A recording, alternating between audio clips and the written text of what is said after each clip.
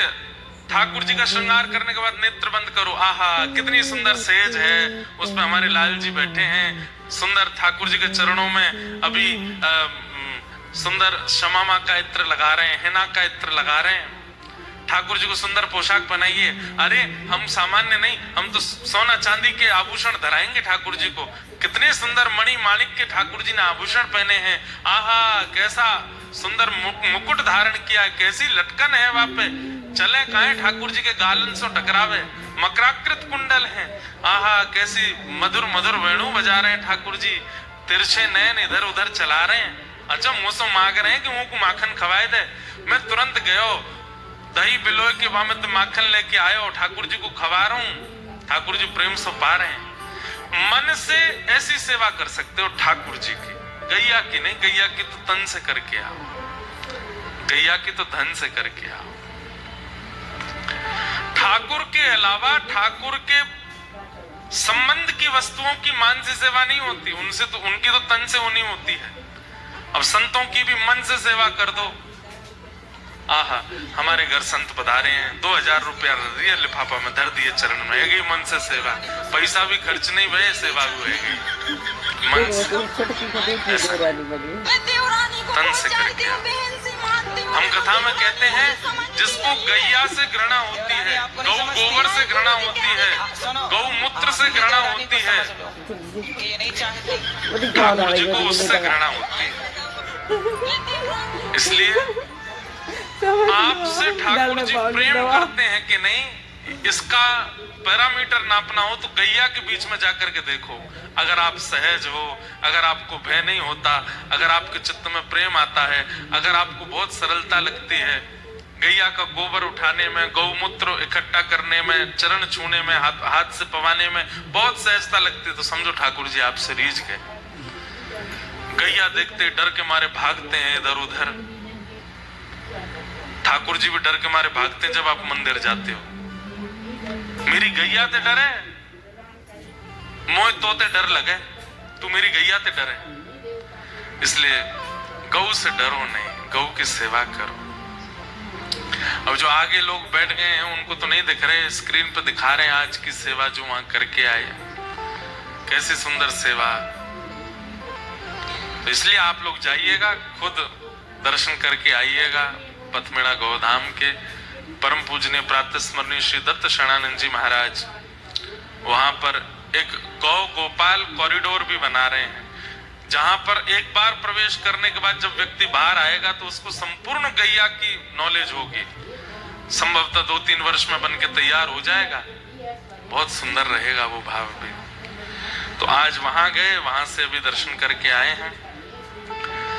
आगे की कथा में प्रवेश करें। कल सुबह 10 बजे से कथा है, 9 बजे तक आप लोग 9:30 बजे तक सुंदर बाल भोग करके आ जाइएगा, ढोकला आदि पाके।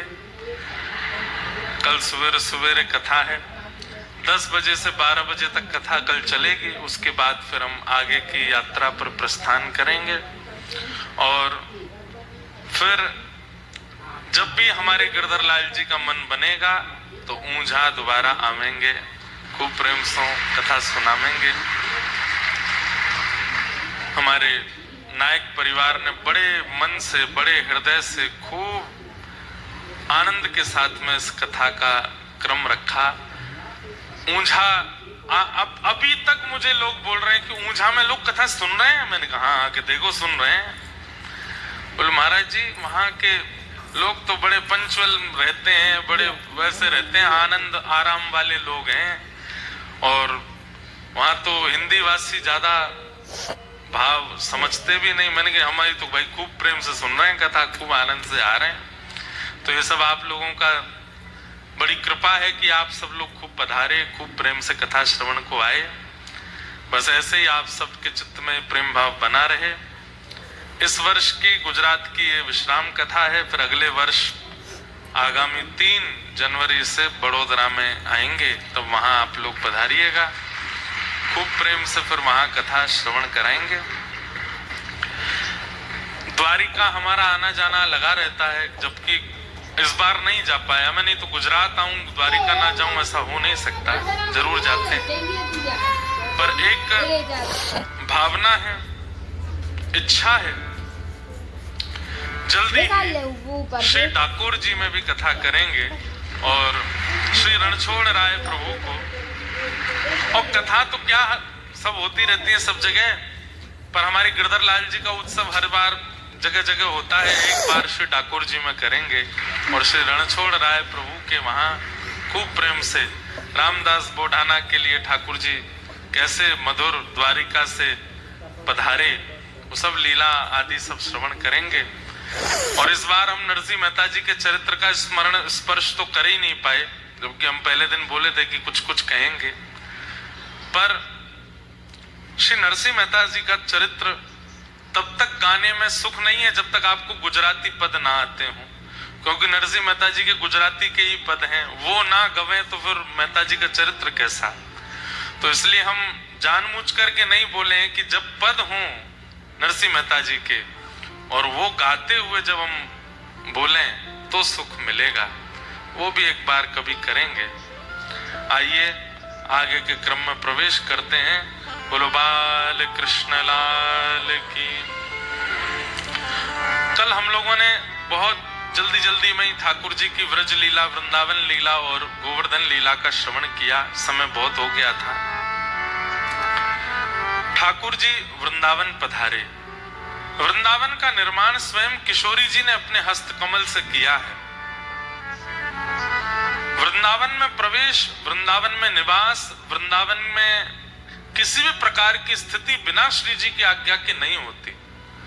अगर कोई ऊंझा में बैठ करके भी वृंदावन को याद कर रहा है तो ये भी किशोरी जी की कृपा से है। वो अपने आप नहीं कर सकता, अपनी इच्छा से वृंदावन का स्मरण नहीं कर सकता। वृंदावन की स्मृति भी तभी होती है जब किशोरी जी चाहें। ऐसा श्रीधाम वृंदावन, ठाकुर जी वहां पधारे। वृंदावनम संप्रविश्य सर्वकाल सुखावहम गोप गोपी गवाम सेव्यम पुण्याद्री तृणविरुधम। भगवान वृंदावन आकर के अति प्रसन्न है। क्यों? क्योंकि श्रीधाम वृंदावन सर्व कालीन ठाकुर जी को सुख देने वाला है। ठाकुर जी जब विहार करते हैं वृंदावन में तो लता गुल्म वृक्ष सब ठाकुर जी के अनुकूल हो जाते हैं। श्री कृष्ण जब मार्ग में चलते हैं तो सारे वृक्ष नीचे को झुक जाते हैं, मानो ठाकुर जी को प्रस्तुत करते हैं हमारे फल ले लो, हमारे पुष्प ले लो, हमें एक बार स्पर्श कर दो। और ठाकुर जी समस्त वृक्षों को स्पर्श करते हुए किसी के फल लेते हुए, अरे जिस वृक्ष में फल नहीं होते वो फल प्रकट कर देता है। ठाकुर जी आ रहे हैं, क्या पता ठाकुर जी स्पर्श कर लें, हमारे फल को स्वीकार कर लें। वृंदावन में यमुना जी का पावन तट है जहां पर बैठ करके ठाकुर जी मधुर मधुर वंशी बजाते हैं, प्रेम से सब गोपियों को, गोप गोल ग्वालों को सुख देते हैं। ये वेणुनाद, वंशीनाद कहां हुआ? गोकुल में नहीं हुआ। वंशीनाद ठाकुर जी ने वृंदावन में प्रारंभ किया। एक संत कथा सुना रहे थे, बहुत ध्यान से सुनना। ठाकुर जी ने वंशी बजाना शुरू कैसे किया? वंशी का निर्माण ही ठाकुर जी ने किया। पान गौ बहुत प्रिय है। एक दिन गौ रोती रोती ठाकुर जी के पास आई। ठाकुर जी बोले, अरे तू काई को रोवे, कहा भयो? मुझको बहुत जोर से भय लगे। कौन ते भय लगे तो को? बोले मुझे मानवन ते भय ना लगे, मुझ कोई जानवर ते भय ना लगे, मुझ पर्वतन ते भय ना लगे, मुझ नदी ते भय ना लगे, एकमात्र ये बांस है जहां से मुझको बहुत भय लगे। छोटो बालक भी अगर बांस उठा ले तो गैया डर जाए, बांस से डर लगे। ठाकुर जी बोले, जा बांसते तो को डर लगे, वही बांसते तो को प्रेम कराऊंगा। ठाकुर जी ने जैसे ही एक हाथ से बांस पकड़ो तो जैसे ही एक हाथ को स्पर्श किया 3 छिद्र प्रकट हुए, दूसरे हाथ को स्पर्श किया 3 छिद्र और प्रकट हुए, और जैसे ही वो पकड़ करके अधर पर धारण करी 1 छिद्र और प्रकट भयो। जैसे ही प्राण पिरोए ठाकुर जी ने, ऐसी मधुर ध्वनि निकली वंशी बांस में थे। गैया के नेत्र बंद है गए, अपने आप चारों थनंते दूध प्रवाह होने लगो। पूंछ उठा करके गैया चारों तरफ ठाकुर जी के डोलन लगी। और वही दिनासों ठाकुर जी गैया को सुख देवे के काजे वह बांस को वंशी बना करके मधुर मधुर स्वर में बजा में। पहलो कारण वंशी नाद को गैया को सुख देनो, क्योंकि ये गैया भयभीत होवे। अरे गैया तो को यही बांस से ही प्रेम कराऊंगा मैं, या हमारे ठाकुर जी वासो बंसी बजा में वेणुनाद करे। ऐसी मधुर वंशी बजा में कि गोपियों को अपने घर में बैठे बैठे ठाकुर जी के दर्शन होते हैं। उसी को वेणु गीत कहा गया श्रीमद् भागवत में। कभी अवसर मिले बंधुओं तो आप लोग YouTube पर जयपुर की अकिंचन कथा सुनिए। पहले हम अकिंचन कथा करते थे, लेकिन अब बहुत जल्दी फिर से करेंगे। अकिंचन कथा में पंडाल नहीं होता, अकिंचन कथा में माइक नहीं होता।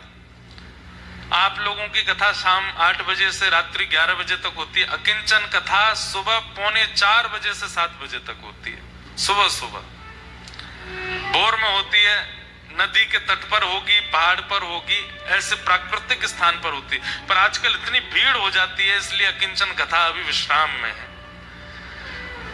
लेकिन बहुत जल्दी हम गिरनार में अकिंचन कथा करने वाले हैं। हमारी बात भी हो गई है, डील भी हो गई है, लेकिन उसके बारे में कथा प्रारंभ होने से एक दिन पहले ही बताएंगे। तो जो एक दिन में आ पाएगा ऊपर ही करेंगे पहाड़ पर कथा, वही अकिंचन कथा होगी सुबह सुबह 3:45 बजे। क्या सुख मिलता है, इतना आनंद आता है अकिंचन कथा में। तो एक बार जयपुर की अकिंचन कथा सुनिएगा। और उसमें भी वेणु गीत पर जो कथा हुई है, 3 दिवस की कथा है, अंतिम कथा वही हुई अकिंचन। इतनी मधुर कथा हमने गाई है, हम ही बता रहे हैं आपको। उसमें वेणु गीत के जो भाव प्रकट करती हैं गोपियां, आहा। कि वरहा पीड़म नटवर वपु कर्णयो कर्णकारम विभ्रदवा सह कनक कपिसम वैजयंतीं च माला रंध्रा सुधया पूरयन् गोप वृंदै वृंदारण्यं स्वपदरमणं प्राविशद् गीत कीर्ति। अक्षणवतां फलमिदं न परं विदाम सख्य प्रसूनन विवेशयतोर्वयस्यै वक्त्रं ब्रजेश सुतयोरन वेणुजुष्टं यैर्वा निपीत मनुरक्त कटाक्ष मोक्षम। गोपियां कहती हैं, ध्यान से सुनिए सब लोग, इधर देखो। बोले आपने त्रिभंग लली श्याम सुंदर देखे, आपने नवनीत प्रिया लाल देखे, आपने यशोदा के गोद के लाला देखे, नंद बाबा के गोद के लाला देखे, बलभद्र के संग खेलते भय लाला देखे, रास रचाते भय लाला देखे, किशोरी जी के संग लीला करते भय लाला देखे। लेकिन अगर आपने गौचारण करते हुए ठाकुर जी नहीं देखे तो आपने कुछ नहीं देखा। गोपियां कहती हैं ठाकुर जी के सर्वांगीण रूपों में सबसे सुंदर स्वरूप कौन सा है? बोले जब ठाकुर जी गैया चराने जाते। अक्षणवताम फलमिदम न परम विदाम। अरे इन आंखों को प्राप्त करने का सबसे बड़ा साफल्य क्या है? इन आंखों से पूरी दुनिया सृष्टि देखना नहीं, इन आंखों से गैया चराते हुए श्री कृष्ण को देखना। गोपियां कहती हैं हम किन शब्दों में वर्णन करें उस झांकी का। जब ठाकुर जी गौचारण करने जाते हैं, ऊंची धोती पहनते हैं, पांव में मोटे मोटे सोने के कड़ूला पहनते हैं, हाथों में कड़ूला पहनते हैं, गले में कोई माला नहीं पहनते, गले में गैया के पाम बांधवे वाले लोमना रस्सी, जहां में गोबर और रज लगी भैया वाकू पहने, सिर पे भी वही लोमना को बांधे, वही में मोर पिछ लगा लें। अब लोमना एक रस्सी है जिससे गैया के चरण बांधते। ठाकुर जी मन में विचार करें कि अब ये लोमना मैंने बांध तो लियो, लेकिन ये सुंदर कैसे लगे। ठाकुर जी अपनो श्रृंगार भी बड़ो सुंदर करें, तो वह लोमना रस्सी को ऐसे बांध करके 2-3 परत बन जामे बाकी, सुबह के बीच बीच में कोई पुष्प लगा लें, कोई नीलो पुष्प, कोई पीलो पुष्प, कहीं सफेद पुष्प, कहीं सुंदर लड़ कोई जा रही होवे बाकू धर ले। ये तुलसी की मंजरियां निकली रहती है ना, इन मंजरियों को निकाल करके मोर पिच्छ के अगल बगल में लगा लेते हैं, ऐसी सुंदर झांकी बन जाती है। काजल लगा में मोटो मोटो ठाकुर जी यहां कान कान तक काजल जावे, कोई श्रृंगार नहीं, केवल छोटी सी धोती और कमर में सुंदर कारी कमरी बांध करके, और गैयान को हाँकते भय, अरी कारी कहां को जा रही, अरी धौरी ने कितकुआ, सब गैयान के नाम है, कोई को नाम श्यामा है, कोई को नाम कपिला है, सब गैयान के नाम बोलते बोलते ठाकुर जी चल रहे हैं। और जैसे ही ठाकुर जी गैया चरावे निकले हैं, सब गोपियां अपनी अपनी द्वार पर आकर के खड़ी हो जाती हैं उस झांकी को देखने के लिए।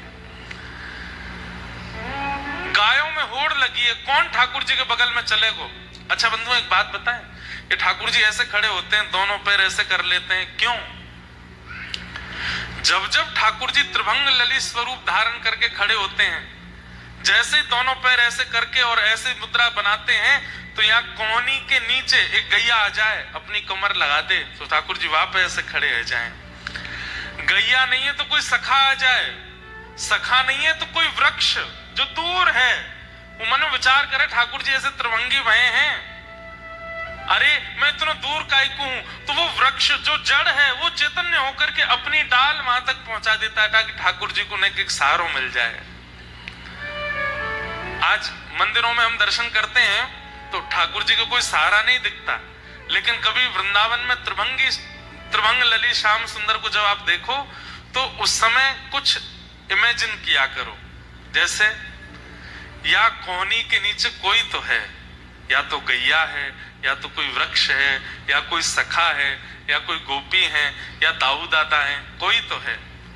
और कभी कभी अनुभव करते करते स्वयं को ही देख लो, हम खड़े हैं ठाकुर जी के नीचे, यहाँ कंधा लगा के ठाकुर जी ऐसे बंशी बजा रहे हैं। गैयान में होड़ लगी है, कौन खड़ो होगा ठाकुर जी की कोहनी के नीचे, और वह होड़ के चक्कर में गैयान के खुरन से उड़वे वाली धूल ठाकुर जी के प्रश्वेत पसीना से जाकर के चिपक रही है, अपने आप ही सुंदर सुंदर आकृति बन रही है। यहाँ बीच में तिलक है और तिलक के बगल में ठाकुर जी की मधुर मधुर आकृति, गालन पे, माथे पे, किनारे पे, सुंदर केश की अलकावलियों पर भी गौ रज लगी हुई है। ऐसे ठाकुर जी वन में गैया चरावे के काजे जा रहे हैं। गोपियां ये छवि नहीं देखी, उन्होंने कुछ नहीं देखा। अक्षणवतां फलमिदं न परं विदाम, सख्य प्रसूननु विवेशयतोर्वयस्यै, वक्त्रं व्रजे ससुतयोरणवेणुजुष्टं, यैर्वानिपीतमनुरक्तकटाक्षमोक्षम्, गोप्यः किमाचरदयं कुशलं स्म वेणु, दामोदरो दामोदराधर सुधामपि गोपिकानां, भुङ्क्ते स्वयं यद विशिष्ट रसं हृदिन्यो, हस्यत्वचोश्रुमुमुचोस्तरवो यथार्या। बांस की बंसी जब ठाकुर जी बजाते हैं तो वो रस, वो स्वर जैसे ही गोपियां सुनती हैं, गोपियों के नेत्र बंद हो जाते हैं, और घर में बैठी हुई गोपियों को ठाकुर जी कोसों दूर गैया कैसे चला रहे हैं उसका अनुभव होने लग जाता है। जैसे अब ये थोड़ा समझिएगा इस भाव को, ठाकुर जी ने किलोमीटरों दूर जाकर के बंशी बजाई, अब वो वेणु की ध्वनि सब गोपियों को सुनाई दी, सब गोपियों के नेत्र बंद होते हैं, पर जिस गोपी के चित्त में उस दिन बहुत प्रगाढ़ प्रेम होता है, उसको ठाकुर जी वन में क्या कर रहे हैं वो दिखने लगता है, और वो गोपी बोलने लगती है, तो बाकी की गोपियां अपने अपने घर से निकल के उस गोपी के पास आ जाती हैं और बैठ करके कहती हैं, अरे बता तो श्याम सुंदर कहा कर रहे हैं। तब वो गोपी बताती है, अरे श्याम सुंदर तो अब गिरिराज जी पर चढ़े हैं, गिरिराज जी पर एक शिला पर बैठे हैं, अब यमुना जी में अपने पांव डार करके बैठे हैं। और कहा है रो, बोले ठाकुर जी की वेणुनाद सुन करके गैया के बछड़ा बछिया जो दूध पी रहे हैं उनको मुख थन में लगो रह गयो है, दूध मुख में है, भीतर निगल नहीं रहे हैं। वन के हिरण वो सब घास चर रहे हैं, लेकिन ठाकुर जी की वंशी की ध्वनि जाते ही मुख में घास लगी रह गई है, चबाना भूल गए, सब कान उठा करके केवल वंशी सुन रहे हैं। यमुना जी की धारा स्तब्ध हो गई है, यमुना जी आगे को बह नहीं रही हैं। क्यों? ठाकुर जी वहीं तट पर खड़े होकर के वंशी बजा रहे हैं, उनके रूप माधुरी का दर्शन कर रही हैं। पवन वायु जब बह रही है तो जितने वृक्षों का स्पर्श करके वायु आती है, उस वृक्ष दूर खड़े खड़े वृक्षों के पुष्प प्रार्थना करते हैं, हे पवन देव आप इतनी तीव्रता से बहो ना कि हम टूट करके आपका माध्यम ले लें और आपकी छाया में, आपकी तरंग में बहते हुए श्री कृष्ण के चरणों में जाकर के अर्पित हो जाएं। इतनी मधुर वंशी बजा रहे हैं। अरे देखो तो सही, कहा भयो? बोले कहा भयो? बोले वन में खूब तेज धूप है, सूर्य महाराज दर्शन कर रहे हैं ठाकुर जी को, लेकिन तभी आकाश में एक छत्र की भांति एक बादल घूमता हुआ आयो, और जहां जहां श्री कृष्ण जा रहे हैं वहां वहां वो छत्र की तरह बादल ऊपर घूम रहे हैं, कहीं ठाकुर जी पर सीधो प्रकाश नहीं पड़े। ये सब दर्शन किसको हो रहे हैं? गोपियों को हो रहे हैं, अपने घर में बैठ करके, और श्री शुकाचार्य जी उसका वर्णन कर रहे हैं।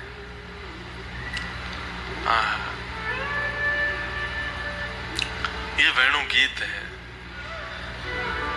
ऐसे वेणु गीत के माध्यम से गोपियों के चित्त को दर्शन ठाकुर जी करा रहे हैं। बंधुओं, एक बात हम सत्य बताएं आपको, आज भी वेणु गीत संभव हो सकता है। आप ऊंझा में बैठे हैं, अहमदाबाद में बैठे हैं, बड़ोदरा में बैठे हैं, कहीं भी बैठे हैं, आपका प्रेम और भाव ठाकुर जी के प्रति अगर प्रगाढ़ है तो आप जहां बैठे हैं वहां बैठ करके केवल सत्संग सुनने लग जाइए, नेत्र बंद करके। आचार्य की वाणी, संतों की वाणी आंख बंद करके सुनिए और चिंतन करिए कि आज राधारमण जी कैसे लग रहे होंगे। महापुरुष की वाणी सुनते रहो। महापुरुष की वाणी क्या है? वंशी है। उसकी वाणी सुनते सुनते सुनते सुनते आप चिंतन करो, आज ऐसी पोशाक होगी, आज ऐसा मुकुट होगा, आज ऐसी माला होगी, आज ऐसी पिछवाई होगी, आज ऐसा सन्मुख औलाई का भाव होगा, आज ऐसे गोस्वामी जी आरती कर रहे होंगे। सब अपने मन में चिंतन कर लो, और फिर सोशल मीडिया पे कहीं ना कहीं फोटो आ ही जाता है, धीमे से जाकर के कहीं ढूंढो कि आज कैसे दर्शन थे। अगर आपके चिंतन से दर्शन मिलने लग जाएं तो समझ जाना कि आप भी वेणु गीत की एक गोपी बन गए हो। बस एक वेणु का आश्रय चाहिए। वेणु क्या है? कथा वक्ता की वाणी, आचार्यों की वाणी, जो वो सत्संग सुधा अपनी कथा में कहते हैं, वो वंशी ही है। उसको वेणु के माध्यम से, वेणु का भाव रख करके सुनो। आप कथा सुनते हैं, अपने घरों पर सुनते हैं, गाड़ियों में सुनते हैं, इसी भाव से सुनो कि ठाकुर जी की वंशी है, मुरली है, वंशी है, वेणु है, अलग अलग प्रकार हैं। कोई बहुत बड़े महापुरुष हैं जो ज्ञान वैराग्य की चर्चा करते हैं, उनके प्रति भाव रखो, ये वंशी हैं। कोई बड़ी रसभरी चर्चा करते हैं, ठाकुर जी की मधुर मधुर लीला सुनाते हैं, ये वेणु हैं।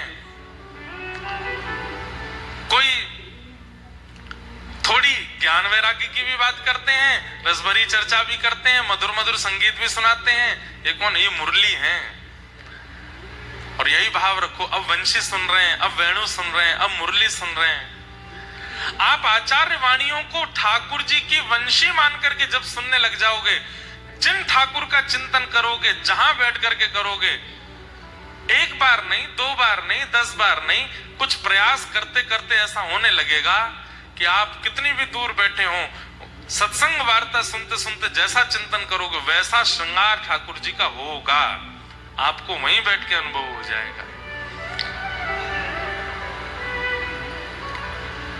ताज बेगम कथा आती है, हिंदू नहीं थी वो, मुस्लिम थी। मंदिरों में प्रवेश वर्जित था उनके लिए, क्या करती थी? तो मंदिरों के बाहर जो संत महापुरुष बैठे कीर्तन करते, कथा सुनाते, उनके पास बैठ जाती और उनकी कथा सुनते सुनते नेत्र बंद कर लेती। मंदिर में तो नहीं जा सकती, निषेध है मेरा जाना। बाहर ही बैठे बैठे चिंतन करती। आज ठाकुर जी ने लाल पोशाक पहनी होगी, आज स्वर्ण का मुकुट धारण किया होगा, कानों में मकराकृत मत्स्याकृत कुंडल पहने होंगे, गले में मोतीन की माल होगी। आज भोग में ठाकुर जी को ये पधराया होगा, कड़ी भोग होगा, चावल भोग होगा, ऐसा भोग होगा। वहीं बैठे बैठे चिंतन करती और जैसे ही मंदिर से दर्शनार्थी बाहर निकल के आते तो बस उनके आगे हाथ जोड़ के कहती, हमें और कुछ नहीं, बस इतना बता दो आज पोशाक कैसे वर्ण की है। और जैसे ही वो आके कहता आज तो ठाकुर जी ने लाल वर्ण की पोशाक पहनी, बस वहीं ताज बेगम नृत्य करने लगती कि मैं भले भीतर नहीं जा पाती पर ठाकुर मुझे बाहर आके दर्शन कराए थे। आचार्य वाणी क्या है, सत्संग सुधा क्या है, कथा वार्ता क्या है, ये ठाकुर जी की वंशी ही है। इसको वेणु मान करके सुनो और वेणु में भी ऐसी भावना रखो। बंधुओं, एक बार के प्रयास से वो वेणु जैसा अनुभव नहीं कराएगी, समय देना पड़ेगा, साल भर भी लग सकता है, पर भावना आपको धारण करनी पड़ेगी कि ये वक्ता की वाणी वेणु है, यही ठाकुर जी की वंशी है। सुनते सुनते सुनते सुनते एक दिन ऐसा आएगा आपको शब्दों में स्वर का अनुभव होने लगेगा और शब्दों में ही ठाकुर जी का दर्शन होने लगेगा, अनुभूति होने लगेगी और उसी अनुभूति से एक दिन साक्षात्कार हो जाएगा ठाकुर जी के उस मधुर स्वरूप का।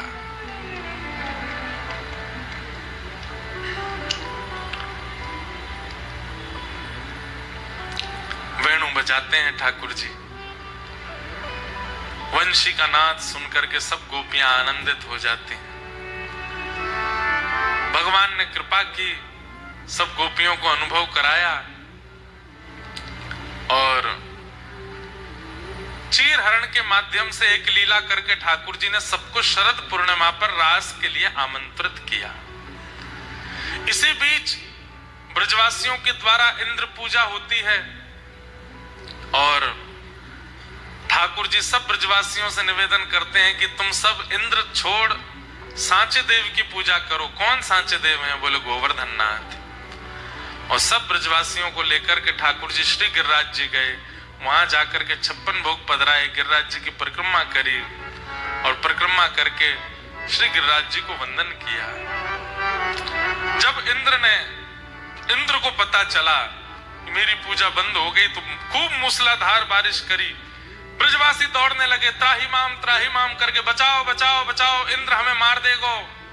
तब ठाकुर जी ने नख पे धार लियो गिरिराज नाम गिरधारी पायो है, नख पे धार लियो गिरिराज नाम गिरधारी। 7 बरस के ठाकुर जी 7 कोस लंबे चौड़े गिरि पर धारण कर लेते हैं। बोल गोवर्धन नाथ की, श्री गिरिराज धरण की। नख पे धार लियो गिरिराज नाम गिरधारी पायो है, नख पे धार लियो गिरिराज नाम गिरधारी पायो। नख पे धार लियो गिरिराज नाम गिरधारी पायो है, नख पे धार लियो गिरिराज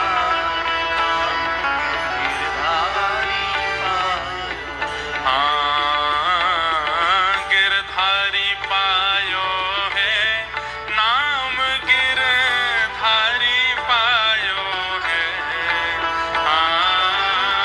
धारी पायो है, नाम गिरधारी पायो है। ओ नख पे धार लियो गिरिराज नाम गिरधारी पायो है, नख पे धार लियो।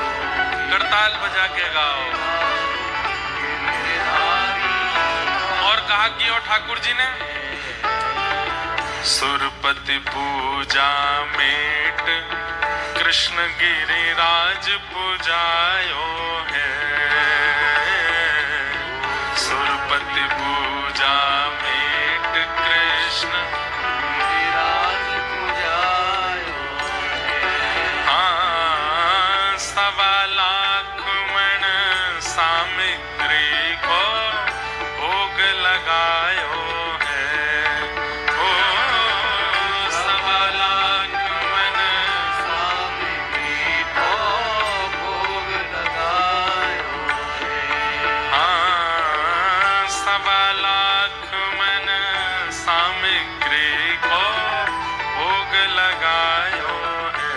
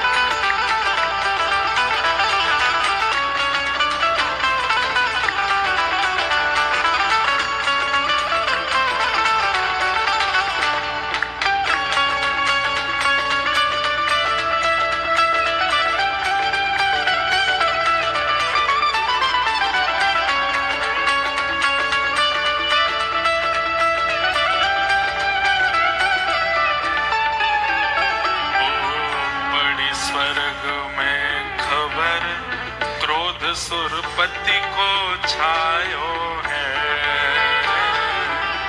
बड़ी स्वर्ग में खबर क्रोध सुरपति को आयो है। हाँ, मूसलधार अपार बहुत पानी बरसायो है।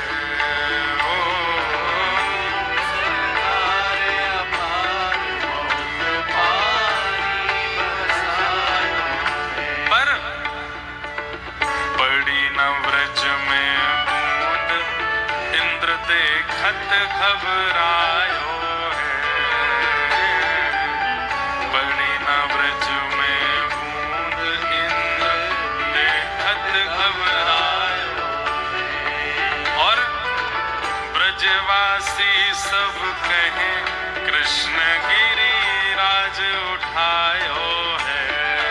हाँ, ब्रजवासी सब कहे कृष्ण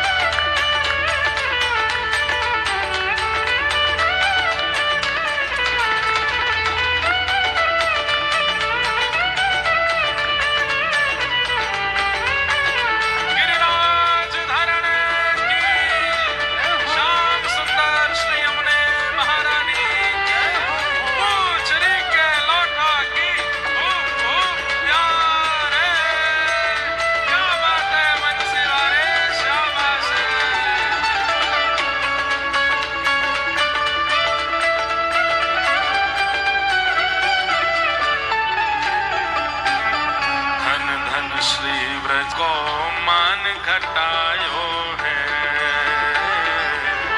धन धन श्री ब्रज चंद्र इंद्र को,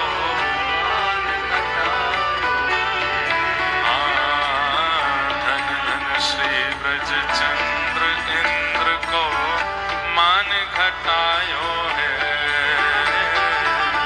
धन धन श्री ब्रज चंद्र इंद्र को,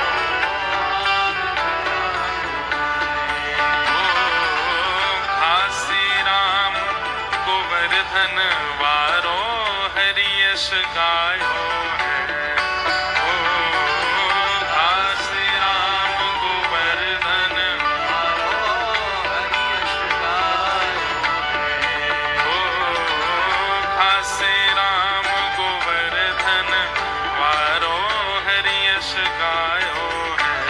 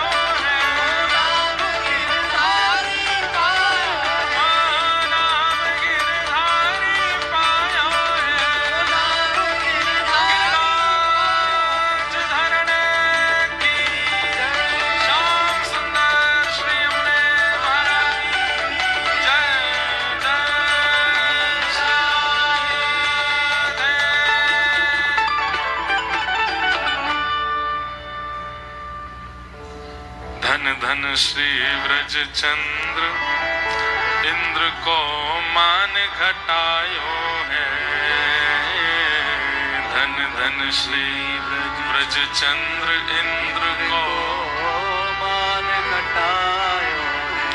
ओ खासी राम गोवर्धन वारो हरि यश गायो है।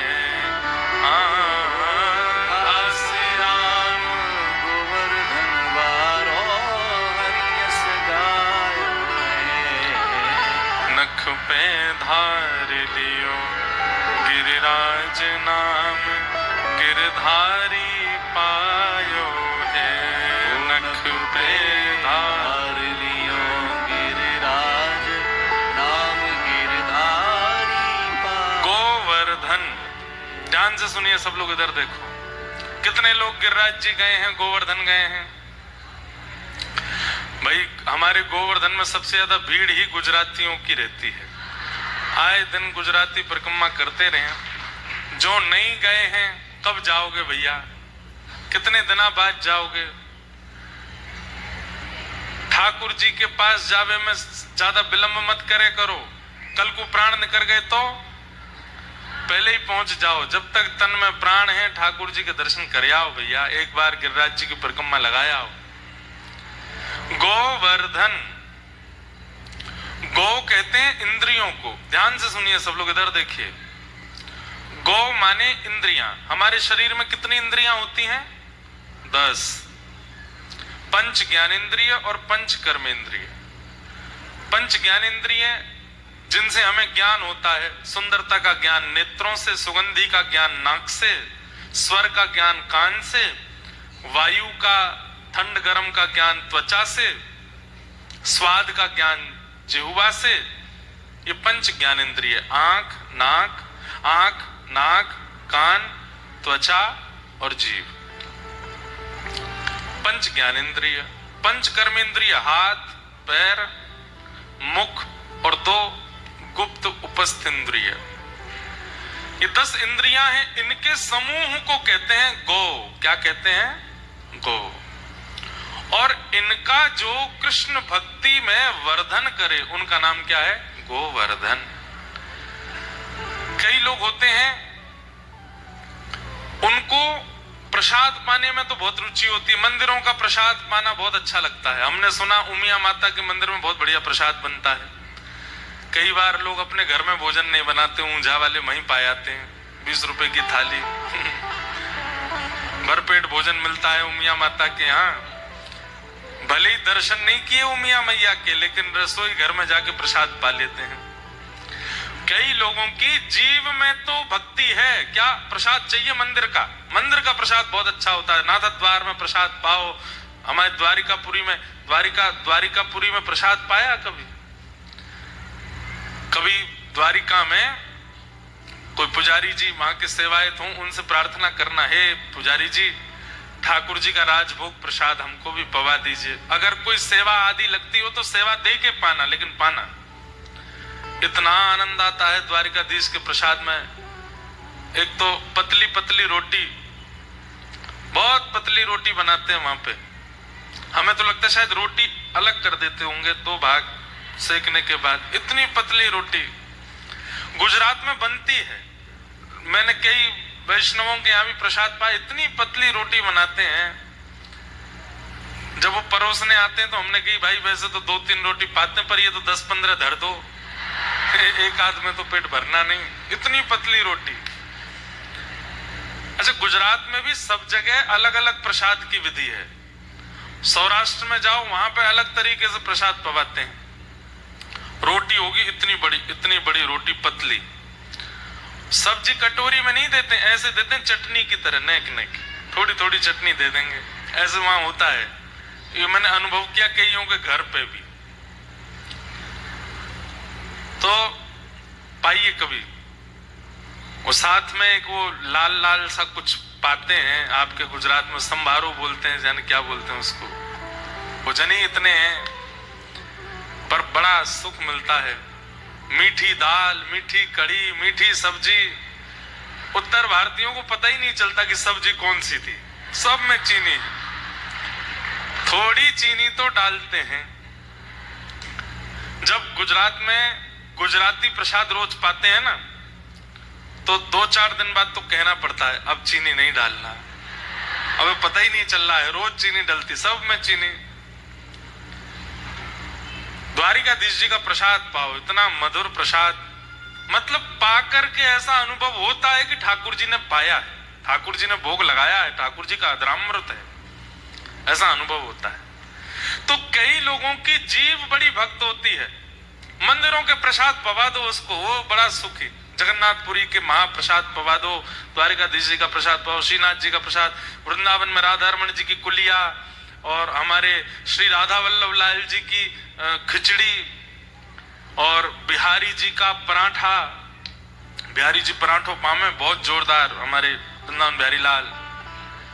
और आपके दाऊ जी की आलू की सब्जी, दाऊ जी में ब्रज में काली मिर्च और आलू की सब्जी बनती, इतनी शानदार, बस पानी लेके बैठना खूब सारा, खूब मिर्च होती है लेकिन बहुत स्वाद लगता है। नंद भवन नंदगांव जाइए, नंदगांव में कभी वहां का प्रसाद पाइए, वहां के कढ़ी चावल, आहा क्या कहने महाराज, ऐसा लगे ठाकुर जी पाए हैं अपने हाथन से, ऐसा स्वाद आवे उनमें, ऐसा स्वाद दुनिया में कोई और प्रकट कर नहीं सकता जो मंदिरों के प्रसाद का स्वाद होता है। तो कई लोगों की जीव तो भक्त होती है, मंदिर के प्रसाद पाने में बड़ी रुचि, पर दर्शन में रुचि नहीं है। वो दर्शन भी इसीलिए करते हैं कब कपाट बंद हो, कब प्रसाद मिले। कई लोगों की दर्शन में रुचि होती है पर प्रसाद में रुचि नहीं होती। मैंने एक आध देखे हैं ऐसे। अब हमारा तो नियम है कि कहीं तीर्थ में कथा होती है तो मैं रसोई का प्रसाद नहीं पाता, फिर मैं मंदिर का ही प्रसाद पाता हूं, चाहे थोड़ा मिले पाऊंगा मंदिर से ही। द्वारिका में कथा है तो कहीं नहीं पाएंगे, मंदिर में ही पाएंगे। जगन्नाथपुरी में कथा है तो महाप्रसाद ही पाएंगे।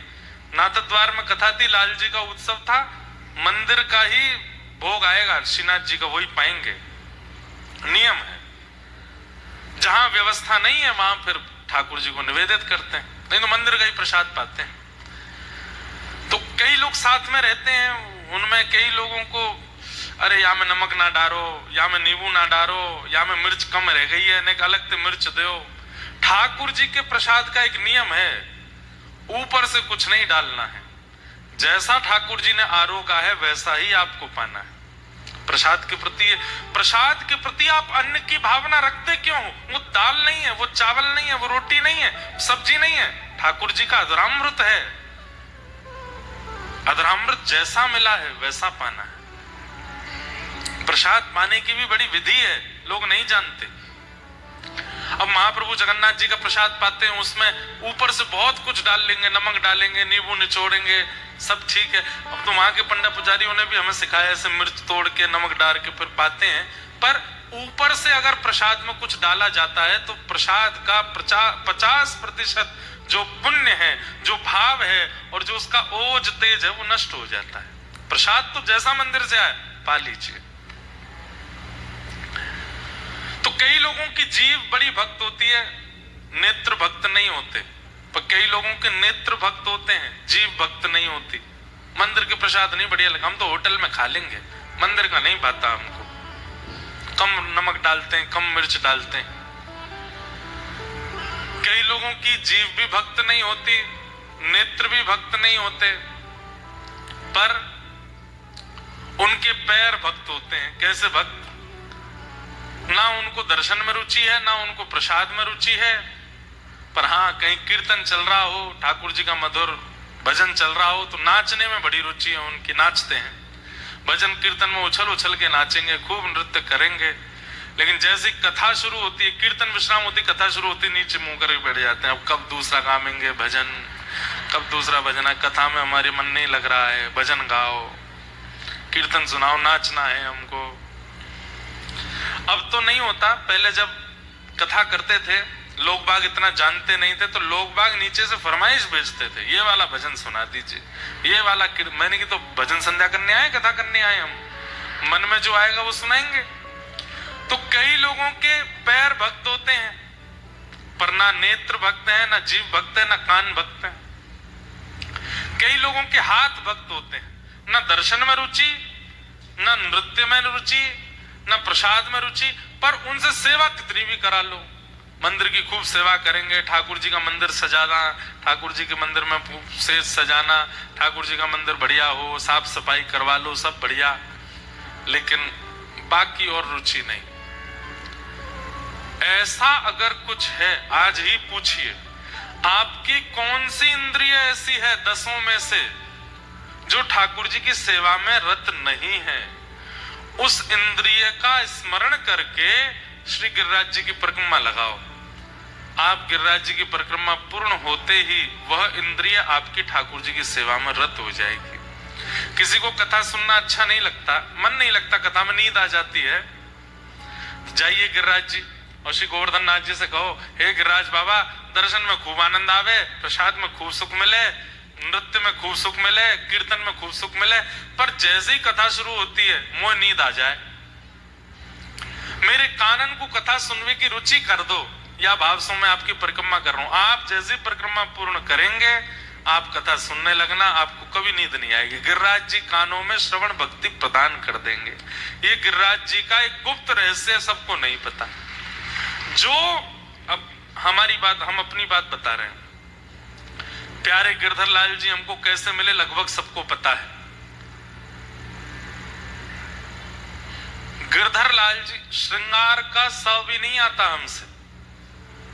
जब लाल जी आए थे तब कैसे पाग धरानी है, कैसे वस्त्र धरानी, कैसे वंशी धरानी है, कैसे माला धरानी, कैसे पोशाक पहनानी, और उसमें भी बड़ा स्वरूप हो तो कुछ प्रयास किया भी जा सकता। हमारे लाल जी इतने से हैं, उंगलियों से श्रृंगार होता है उनका, हाथ से भी नहीं होता, उंगलियों से होता है। अंगूठे का प्रयोग बहुत कम होता है, उंगलियों से यहां से ये डालना है, ऐसे छोटे से हैं।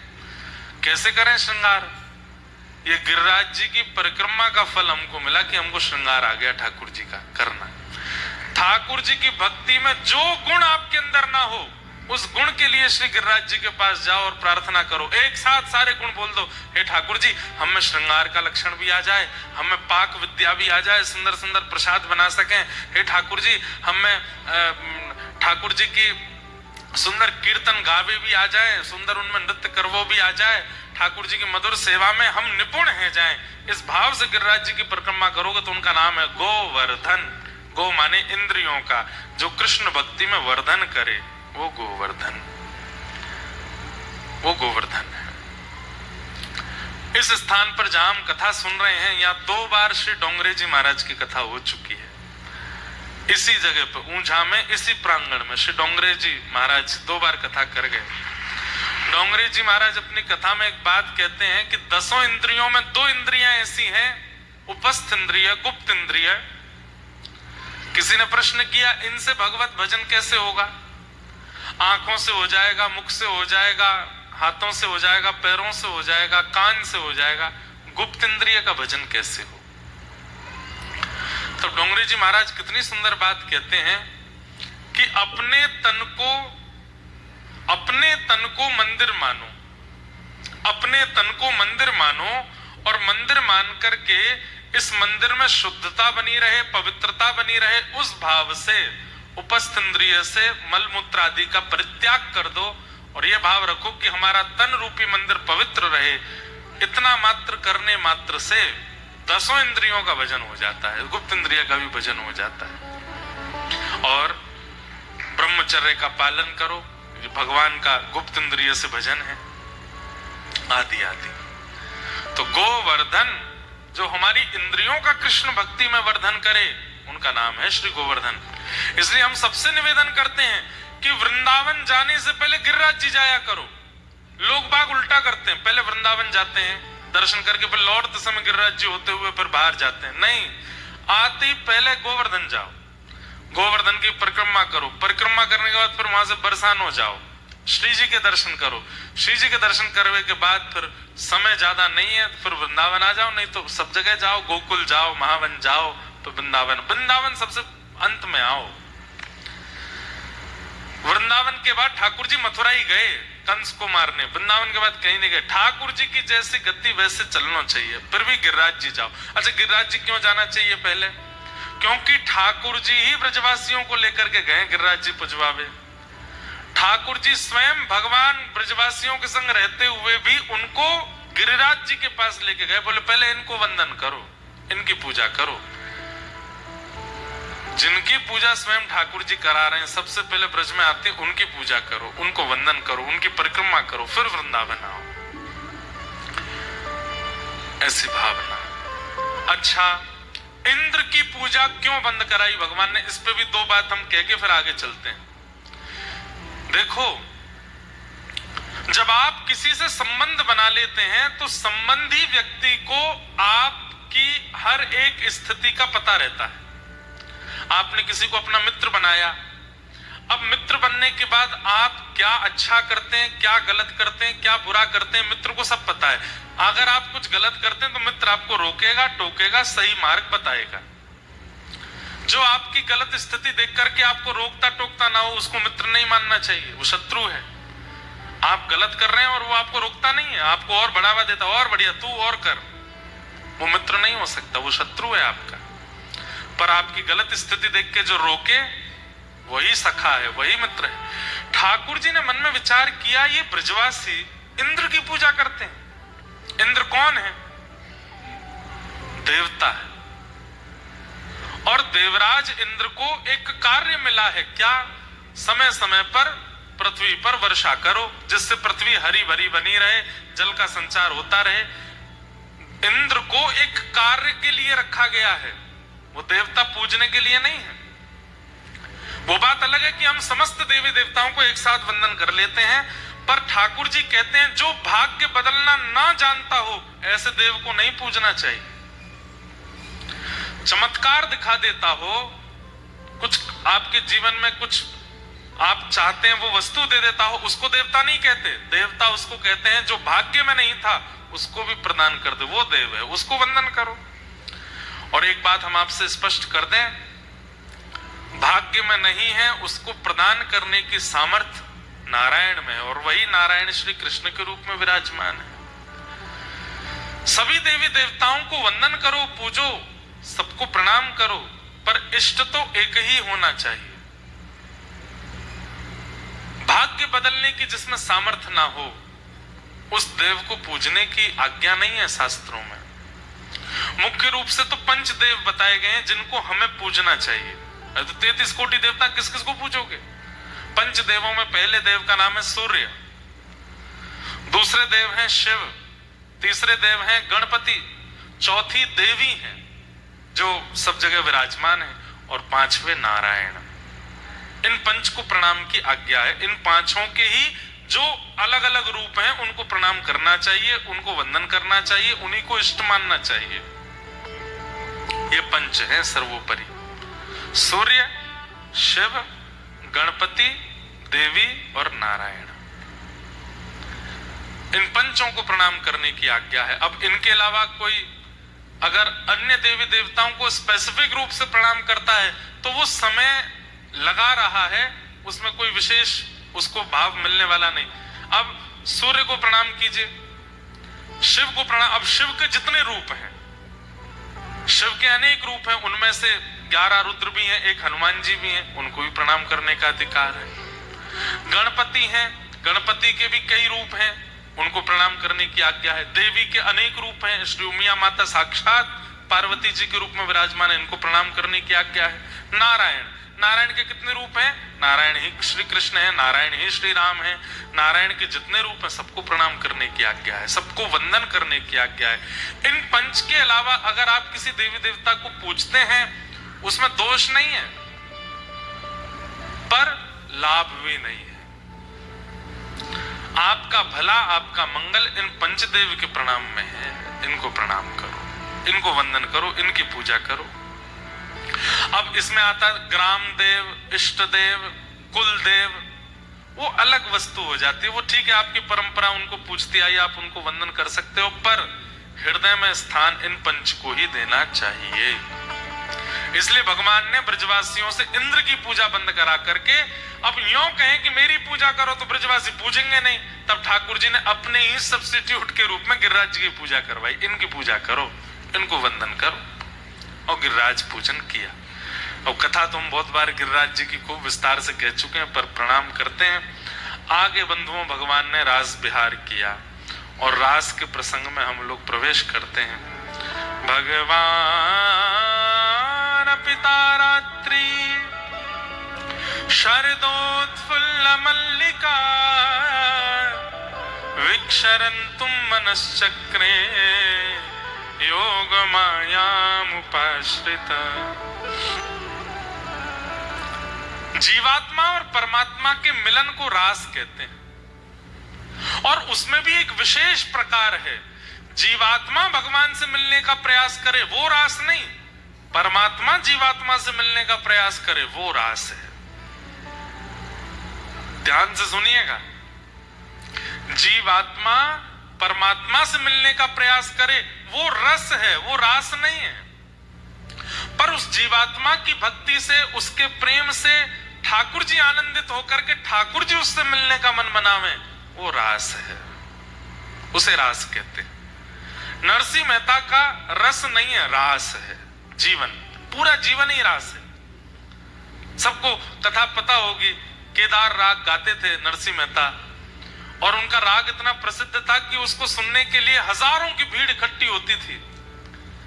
और उसमें एक आश्चर्य की बात यह होती कि जब वे सारे राग गाते तब तो कुछ नहीं होता, लेकिन जैसे ही वो राग केदार गाते, ठाकुर जी की माला अपने आप धीमे से गले से उतर करके नीचे गिर पड़ती और पुजारी जी ला करके नरसिंह मेहता को पहना देते।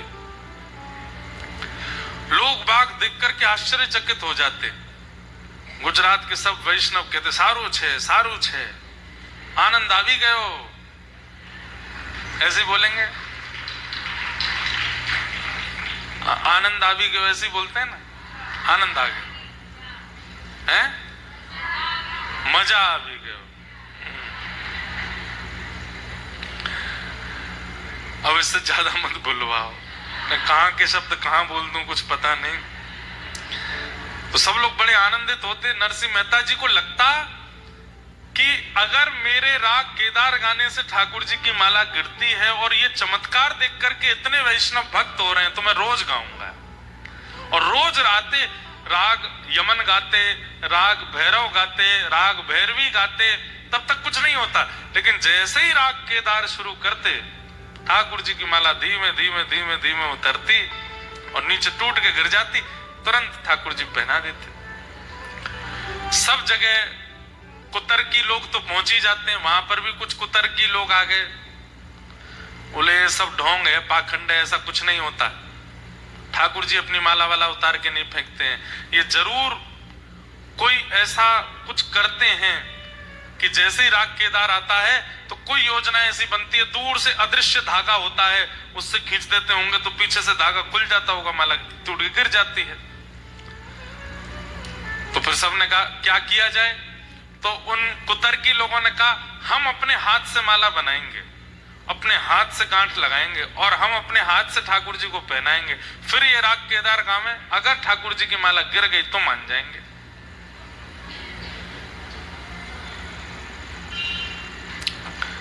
ठीक है।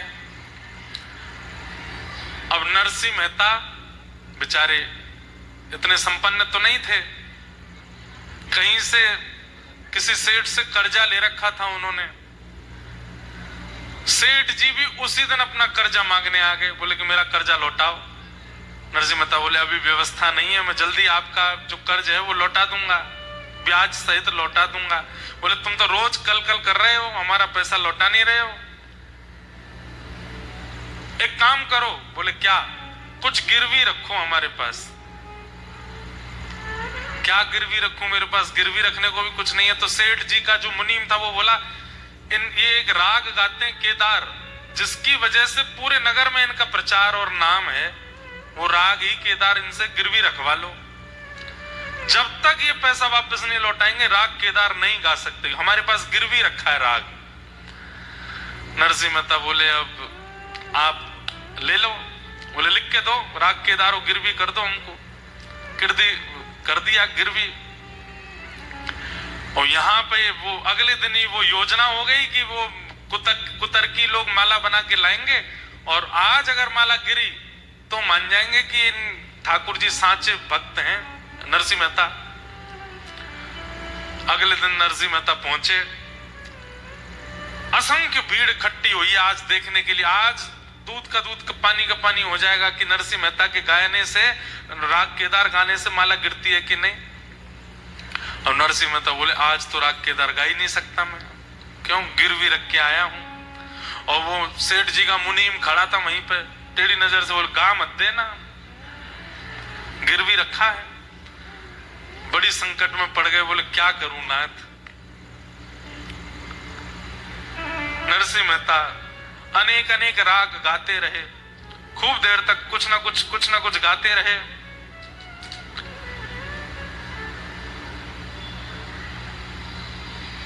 सब लोग कहें केदारों गाओ ना, और सब क्या गा रहे हो, केदारों गाओ, केदारों सुनाओ हमको तो वही सुनने के लिए बैठे हैं। नरसिंह मेहता बोले अब केदारों कैसे गाऊं, मुनीम खड़ा है मुंह पे। ठाकुर जी के चरणों में प्रणाम किया कि हे ठाकुर जी आप ही कुछ कृपा करो, आप ही कुछ अनुग्रह करो। सो ठाकुर जी ने देखी कि भैया नरसिंह मेहता फंस गए हैं बड़ी भारी स्थिति में। सो ठाकुर जी नरसिंह मेहता का रूप बना करके और सेठ की दुकान पे पहुंच गए और सेठ की दुकान पर जाके जितना कर्जा था सब चुका दिया और चुका करके बोले हमारी जो गिरवी केदार राग है वो वापस करो। सेठ जी बोले कैसे करूं? बोले लिख करके दो, राग केदारों मुक्त किया और अपना हस्ताक्षर कर दो। सेठ जी ने लिख दिया राग केदारों मुक्त किया, अपना हस्ताक्षर कर दिया। बोले लीजिए, पत्र में लिख करके दे दिया। ठाकुर जी रूप बदल करके सभा में आए और धीमे से पीछे आके खड़े हुए। वो मुनीम जो खड़ा था उसके पीछे से कहीं से हाथ से वो पर्ची थमा दी। मुनीम के हाथ में पर्ची आई, पीछे मुड़ के देखा तो कोई नहीं। पर्ची खोल के देखी तो उसमें सेठ जी के हस्ताक्षर थे, उसमें लिखा था राग केदारों मुक्त किया नरसिंह मेहता को। नरसिंह मेहता के हाथ में तुरंत पर्ची पकड़ा दी मुनीम जी ने। बोले सुनो सुनो, सेठ जी ने लिख के भेजा है। बोले नरसिंह मेहता का राग केदारों मुक्त किया। जैसे ही आया राग केदारों मुक्त किया। आहा, नरसिंह मेहता तुरंत गा रहे हैं। अब ये पद तो नहीं गाया होगा, वो तो गुजराती में गाए, पर मैं हिंदी में 2 लाइन सुना दूं। राग केदार ठाकुर जी को कितना प्रिय है। राजत फूल कुंज पिया प्यारी, राजत फूल कुंज पिया प्यारी, राजत फूल कुंज पिया प्यारी, राजत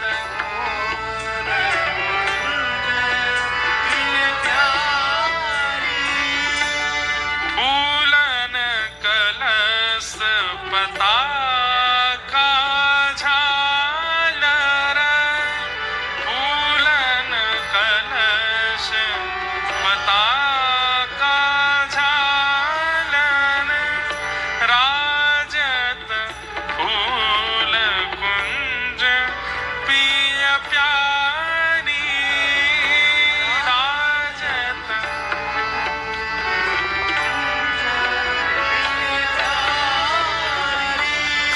फूलन सो निरतत अली गावत, फूलन सो निरतत आनंद मगन महारी, राजत आनंद मगन महारी, हे राजत फूल कुंज पिया प्यारी, राजत फूल कुंज। जैसे ही नरसिंह मेहता ने राग केदारों गायो, ये केदार राग है, जैसे ही केदार राग गाया सब देख रहे हैं ठाकुर जी की ओर। बोले आज तो मोटे सूत की माला पहनाई है, बाहर के लोगों ने बना के पहनाई है, आज गिरेगी कि नहीं। और जैसे ही 2 शब्द गाए हैं नरसिंह मेहता ने राग केदार में, इतने में ही फूल की वह माला ठाकुर जी के गले से टूट करके नीचे गिर गई। सब जय जयकार करने लगे, भक्त वत्सल भगवान की जय, द्वारिकाधीश की जय, भक्तराज नरसिंह मेहता की। और माला ला करके नरसिंह मेहता को पहना दी। नेत्रों से अश्रु गिरने लगे। ठाकुर जी के चरणों में प्रणाम किया, सब जय जयकार करने लगे। पर नरसिंह मेहता को चिंता, मुनीम के पास गए। बोले सुन, पैसा तो लौटाया नहीं, राग मुक्त कैसे हुआ? बोले हमें क्या पता, पता नहीं कोई पर्ची दे गया हाथ में। नरसिंह मेहता दौड़ करके गए और मुनीम जी से, वो सेठ जी के पास जाके, आपकी बड़ी कृपा, आज आपने हमारी लाज बचा ली, मैं जल्दी पैसा लौटा दूंगा। सेठ जी बोले पैसा तो आ गया। आ गया? कौन देके गया? बोले अरे भांग भांग खा लिए नरसिंह मेहता जी, खुद ही तो आए थे आप, स्वयं आए, सारा ब्याज सहित सारा पैसा लौटा करके चले गए। नरसिंह मेहता बोले मैं कब आया आपके पास? बोले मैं तो नहीं आया, मैं तो मंदिर में था। अरे आप आए थे, यहाँ बैठ करके सब देके गए और हमसे खुद लिखवा के हस्ताक्षर करवा के ले गए। नरसिंह मेहता समझ गए कौन आयो है, ये तो हमारे सांवरिया सेठ आए हैं, हमारे द्वारिकाधीश आए हैं। वही आए हैं रूप धारण करके। सेठ जी को हृदय से लगा लिया, बोले धन्य हैं आप। बोले क्यों? जिनके हम द्वार पर जा जा करके गुण गाते हैं वो आपके द्वार पर आए थे, साक्षात द्वारिकाधीश पधारे थे, वही आए, मैं नहीं आया, मेरी सामर्थ्य नहीं। कितनी बार नरसिंह मेहता जी के लिए ठाकुर जी कहते हैं जूनागढ़ 56 बार आए, 52 बार है, 52 बार ठाकुर जी। बताओ, इसे कहते हैं क्या? रास। इसे क्या कहते हैं? रास। ये ठाकुर जी 52 बार आए। यहां गुजरात में रहने वाले लोग, सबकी तो नहीं, पर गुजरात में अपने 40-50 साल व्यतीत करने वाले लोग अपने पूरे 50 साल के जीवन में 52 बार द्वारिका नहीं गए होंगे, पर नरसिंह मेहता के लिए 52 बार ठाकुर जी जूनागढ़ आ गए। ये है रास। आप जाते हैं ठाकुर जी के पास, वो रस है, पर ठाकुर जी आते हैं आपके पास, ये रास है। और ये रास की कथा वही है। हम ऐसी भावना, ऐसा प्रेम, ऐसा स्वभाव, ऐसी बुद्धि, ऐसे विचारों का निर्माण कर लें, ठाकुर जी को आना पड़े हमारे पास, उसे रास कहते हैं। आप कथा सुनने के लिए वृंदावन आते, वो रस है, पर कथा आपके लिए ऊंझा आई है, ये रास है। कथा आपके लिए यहां पधारी है, रास है। कल परसों एक भाई वहां पे जब अन्नकूट था तो एक भाई बोला मैं बहुत विचलित हो रहा था महाराज जी, 15 दिन से वृंदावन जाना है। मैया से बोला चलो वृंदावन, वो बेचारे हाथ खड़े कर रहे हैं पीछे से बोले महाराज जी इतना विचलित हो रहा, मैया से बोला चलो वृंदावन, चलो वृंदावन, और बस मन बना लिया था अब तो वृंदावन जाना है। बोले जैसे ही स्कूटर से निकला, बाहर बोर्ड देखा, बोले मुझे विश्वास ही नहीं हुआ कि यहाँ कथा होने वाली है। और जैसे ही बोर्ड देखा तो सोचा कि हम नहीं गए वृंदावन, वृंदावन आ गया ऊंझा। ये है रास।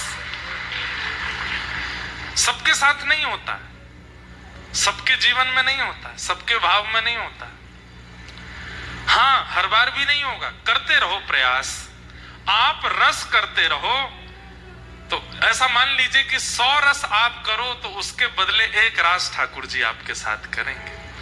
परंतु अपनी स्थिति ऐसी बना लो जैसे मीराबाई की हो गई। मीराबाई के संग रस नहीं होता, पर रास ही होने लगा। नरसिंह मेहता के संग रास होता है, सूरदास जी के साथ रास होता है, कुम्मन दास के साथ रास होता है, कृष्णदास के साथ रास होता है, श्रीमद वल्लभाचार्य जी के साथ रास होता है, गुसाई जी के साथ रास होता है। हमारे साथ रस होता है, रास नहीं। कोई कहता है भक्ति के पथ पर, आप अपनी व्यासपीठ को भक्ति पथ का नाम देते हो, इस भक्ति पथ का गंतव्य क्या है? मैंने कहा वैसे तो इसका गंतव्य कुछ है नहीं, पर फिर भी तुम्हें चाहिए उत्तर, तो रस से प्रारंभ होकर जो रास तक ले जावे वही भक्ति पथ है। जो रस से प्रारंभ हो और रास की स्थिति में अवस्थित कर दे। कल एक पद गाया ना, वो रास का ही पद है। तू है सखी बड़ भाग बड़ी, नंदलाल तेरे घर आवत है। हमारे परम पूजनीय श्री प्रेमानंद जी महाराज कहीं नहीं जाते, वृंदावन में ही रहते हैं, अपनी कुटिया में विराजे रहते हैं। पर उनके साथ कैसा रास होता है?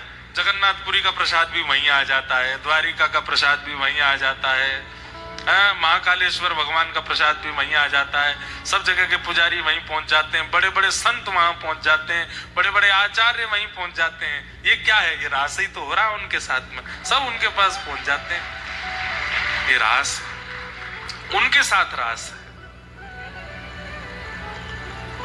तू अपनों श्रृंगार करत है, तू अपनों श्रृंगार करत है। एक बात मैं कह दूं, जो व्यक्ति नित्य तिलक लगाता है, नित्य स्वरूप धारण करता है, कुछ दिन तो वो स्वयं करता है, पर जब ऐसा कई लोगों को देखोगे आप, अभी जैसे हम तिलक लगा रहे हैं, किसी दिन आपने अगर मुझे बिना तिलक के देखा तो मेरा मुंह अजीब सा लगेगा। जो लोग तिलक स्वरूप रोज लगाते हैं, कभी कभी उनको बिना तिलक चंदन के देख लोगे तो बहुत विचित्र लगते हैं। अरे राम, ऐसा लग रहा कुछ छूट गया, कुछ रह गया। जिस दिन ऐसा स्वरूप हो जाए कि बिना तिलक के हम अच्छे ना लगने लगे, उस दिन ये समझ जाओ ये तिलक नहीं, ठाकुर जी का श्रृंगार है। ठाकुर जी स्वयं करके जाते हैं आपका। जिस दिन आपके मुख की शोभा, आपके तन की शोभा ठाकुर जी के संबंधी तिलक से, संबंधी तुलसी कंठी माला से, संबंधी धोती से, संबंधी शिखा से, संबंधी बगलबंदी से आपके तन की शोभा बढ़ने लग जाए, समझ जाओ कि अब आपका श्रृंगार ठाकुर जी करते हैं। तू अपनो श्रृंगार करत है, तू अपनो श्रृंगार करत है। मुझे ये वार्ता इतनी अच्छी लगती कुम्मन दास जी की। कुम्मन दास जी के घर में आरसी नहीं है, शीशा नहीं है। कुम्मन दास जी एक पात्र में जल भर लेते हैं और उसमें अपनी छाया देखते हैं और छाया देख करके फिर अपना तिलक स्वरूप लगाते हैं। ठाकुर जी कुम्मन दास जी से इतने प्रसन्न हो गए कि ठाकुर जी रोज कुम्मन दास जी की कुटिया में आते हैं, छोटे से लाला।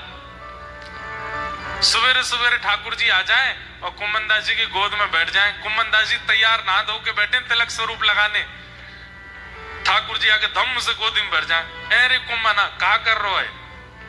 अरे जय जय आ गया, जय हो, प्रणाम। ठाकुर जी के चरण छूए, कुम्मन दास जी के सर पे हाथ धरे। ठाकुर खुश रहे, कुम्मना खुश रहे। क्या कर रहे हो? तिलक लगा रहा हूं। जय जय। कैसे लगाएगो? अरे ये कठोतों में जल भरो है, यही मैं छाया देख के लगा लूंगा। अरे तू काय को कठोता देखे, रुक मैं तेरे सामने बैठू, मैं बताऊंगा वैसा लगा। ठाकुर जी सामने बैठ कर कहे, हाँ कुम्मना अब लगा। सो कुम्मन दास जी ऐसे रखे, अनेक इतकू कर, हाँ इतकू, अब धर ले, हाँ अब खींच ले, ऊपर खींच ले। अब यहाँ एक बिंदी धर दे, यहाँ बिंदी धर ले, यहाँ धर ले, यहाँ धर ले, यहाँ बना ले गोला सो। तभी तो कुम्मन दास जी कह रहे ये रास है। मेरा श्रृंगार ठाकुर जी आके करवाते हैं।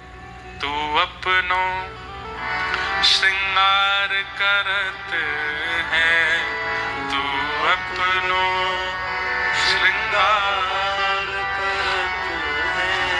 ये दर्पण हाथ दिखावत है, ये दर्पण हाथ दिखावत। कुम्मन दास जी जब अपना तिलक स्वरूप कर लेते हैं तब ठाकुर जी कह मैं मंदिर ते अपनी आरसी ले आया हूं, देख कैसा लग रहा कुम्मन दास।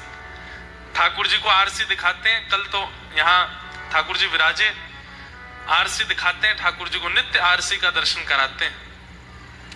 ऐसे ही भक्त का जब तिलक स्वरूप धारण हो रहा होता है, उस समय आरसी जो सामने होती है वो ठाकुर जी दिखाते हैं उसको। देख तू कितना मधुर लग रहा है, वो रास है। हम रस की स्थिति में हैं, वो रस किसी दिन रास बन जाए, ये हमारी इच्छा है।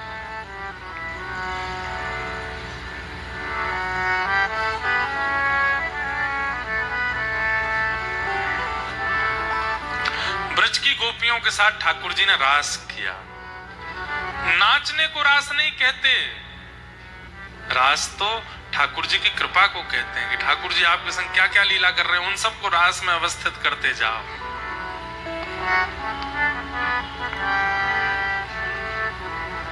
शरद पूर्णिमा की रात्रि आई, सब गोपियां अपने अपने घर में कार्यों में व्यस्त थीं। अब बात तो ये होती है, आप ठाकुर जी के पास जाओ, ठाकुर जी को बुलाओ, पर शरद पूर्णिमा की रात्रि को ठाकुर जी वंशी बजा करके गोपियों को बुला रहे हैं। सब गोपियां अपने अपने कार्यों को छोड़ करके दौड़ी। नव निकुंज वन में ठाकुर जी बैठे सुंदर वेणु का नाद कर रहे थे। असंख्य गोपियां सामने आ गई। भगवान ने गोपियों को देखा, ब्रूतागमन कारणम, अपने आने का कारण बताओ। सब गोपियां बोली आपने वंशी बजा के बुलाया हमको, इसलिए आई हैं हम।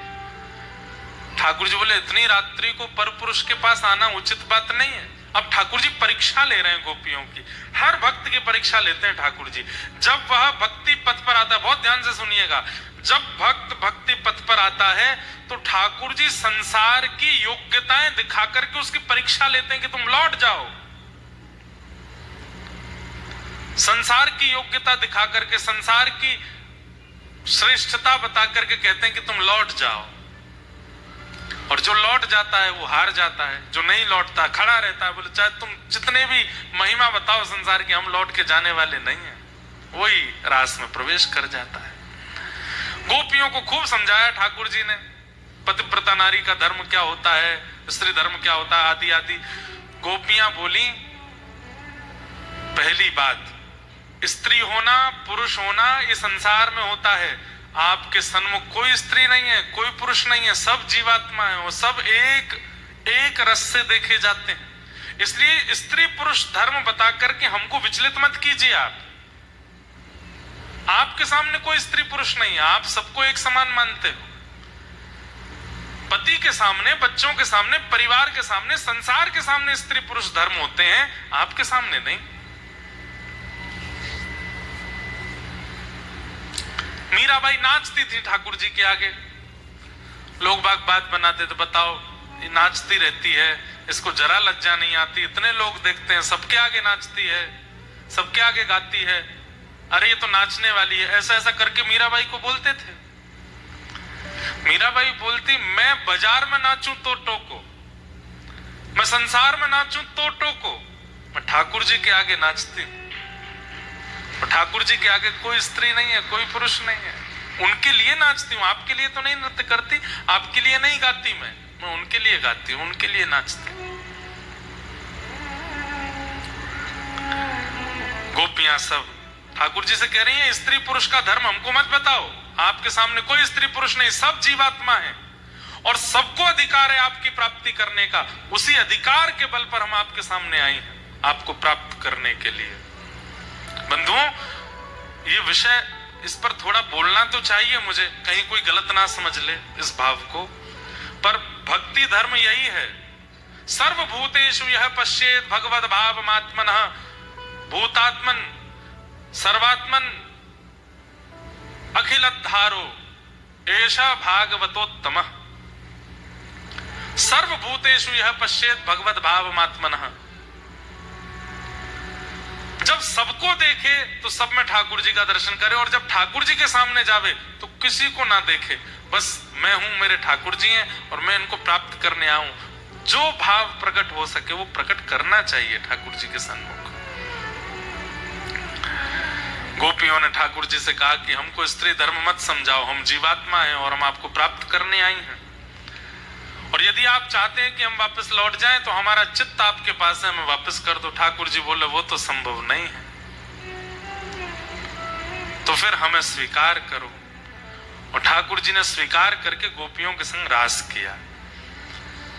लेकिन गोपियों के चित्त में मान आ गया कि हम अति सुंदरी हैं, इसलिए ठाकुर जी हमारे साथ रास कर रहे हैं। इसलिए मैंने अनेक बार कथा में कहा है, ठाकुर जी की सेवा में जब जाओ, ठाकुर जी की कथा में जब जाओ, ठाकुर जी का संकीर्तन जब जब करो, सबसे पहले अपने गुरु का स्मरण कर लिया करो। आप कथा सुनते हैं, कथा में व्यासपीठ पर व्यास जी आए, उससे पहले अपने सदगुरुदेव भगवान का स्मरण कर लो।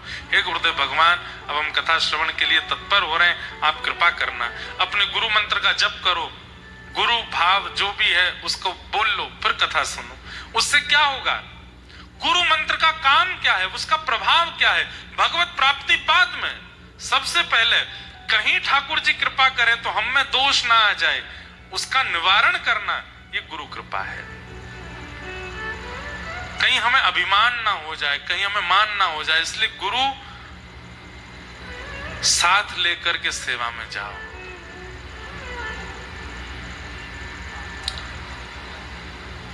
हमें मान ना हो जाए। श्री नाभाजी महाराज ने भक्तमाल जी की रचना की। सब लोग इधर देखिए, ध्यान से सुनो। श्री नाभाजी महाराज ने भक्तमाल की रचना की तो कहते हैं कि जब भक्तमाल की रचना नाभाजी कर रहे थे, उनके चित्त में अपने आप भक्त प्रकट होते जा रहे थे और नाभाजी उनका यश लिखते जा रहे थे। जो जो भक्त चित्त में आते गए उनका यश लिखते गए। लिखते लिखते नाभाजी ने मन में विचार किया। अब देखो, नाभाजी आंख खोल के देख नहीं रहे, वार्ता कर नहीं रहे, बस अपने चित्त में एक कुंज बनाई है, उसमें एक वृक्ष है, वृक्ष के नीचे नाभाजी बैठे हैं और उसी वृक्ष के पीछे एक आसन के ऊपर, ऊंचे आसन पर गुरुदेव बैठे हैं, श्री अग्रदास जी महाराज। भक्तों का चरित्र लिखते जा रहे हैं, अपने गुरुदेव को मानसी में सुनाते जा रहे हैं। लिखते लिखते लिखते लिखते लिखते नाभाजी रुक गए। तो मानसी में गुरुदेव ही पूछ रहे हैं, क्यों रुक गए? बोले, गुरुदेव, गुजरात के भक्त आ गए, दक्षिण के भक्त आ गए, उत्तर के भक्त आ गए, पूर्व पश्चिम के भक्त आ गए, सतयुग के भक्त आ गए, द्वापर के भक्त आ गए, त्रेता के भक्त आ गए, कलयुग के भी भक्त आ गए, लेकिन वृंदावन के भक्त नहीं आए अभी तक चित्त में।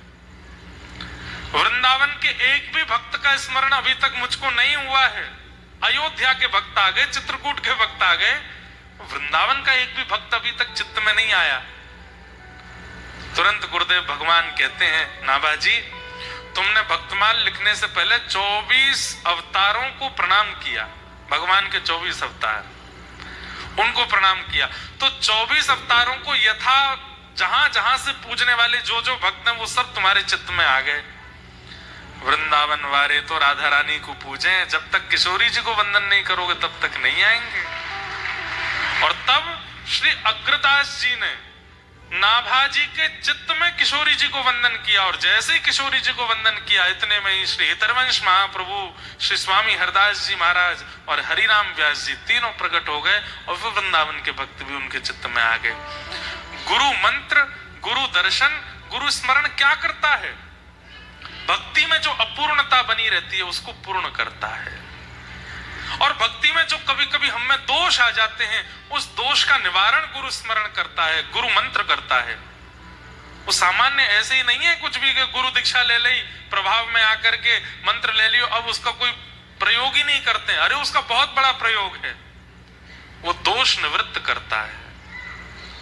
इसलिए गुरु मंत्र किसी को नहीं बताना चाहिए, क्योंकि भक्ति में आने वाले दोषों से निवारण गुरु मंत्र करता है। गोपियों के चित्त में मान आ गया, तब गोपियों ने, एक बात हम पहले ही बोल रहे, आज भी ठाकुर जी को ब्याह नहीं होएगा, ब्याह तुम कल ही करेंगे। अब तो रास की भूमिका बता करके फिर रास करा करके फिर रास में ही आज विश्राम करेंगे, कल ब्याह से शुरू करेंगे कथा। गोपियों के चित्त में जब मान आया, ठाकुर जी अंतर ध्यान हो गए, भ्रमण करते हुए गोपियां यमुना तट पर आई। तभी गोपियों की गुरु कौन है? श्री राधा रानी। बिना किशोरी जी के रास में चली गई थी तो मान तो आना ही था। तब किशोरी जी आई, किशोरी जी के चरणों में प्रणाम किया। हे राधे वृषभानु भूप तनये, हे चंद्रानने, हे कांते कमनीय कोकिल रवे, वृंदावने धीश्वरी, हे मत प्राण परायणे चरसिके, हे सर्वयूथेश्वरी,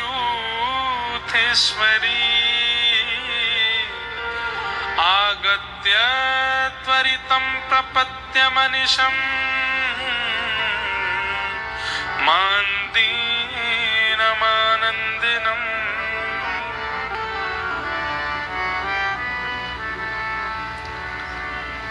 हे सुन राधिका दुलारी, तेरे द्वार का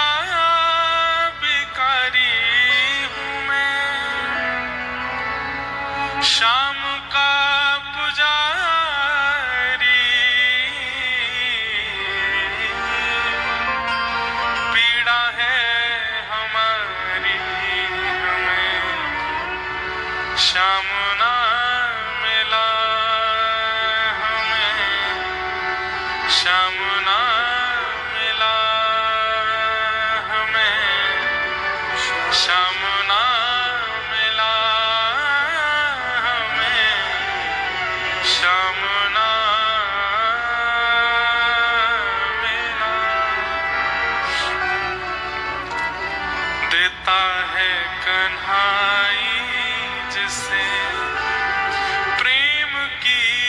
दशा देता है